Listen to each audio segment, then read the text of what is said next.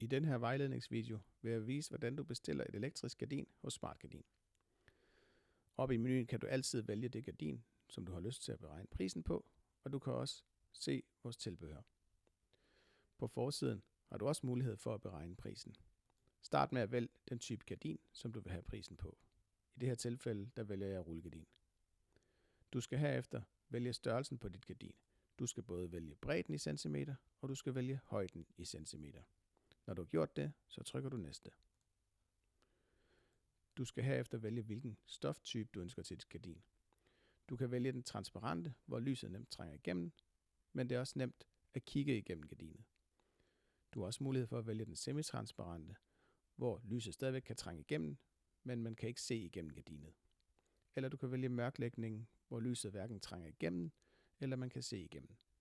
Når du har valgt din stoftype, så skal du vælge, hvilken farve du ønsker til dit gardin. Og husk, vi altid anbefaler, at man bestiller stofprøver hjem, inden man bestiller sit gardin. På næste side skal du vælge, hvilken motor du ønsker til dit gardin. Vi har den almindelige med genopladelige batteri og Bluetooth, som fungerer rigtig fint til Android-telefoner. Vi har også Eve-versionen, hvor der er matter på, som fungerer rigtig fint med iPhones, hvis du bruger Apple HomeKit. Herefter skal du vælge, hvilken side motoren skal monteres i gardinet. Det kan være en fordel at placere den i den side, som er tættest på en stikkontakt.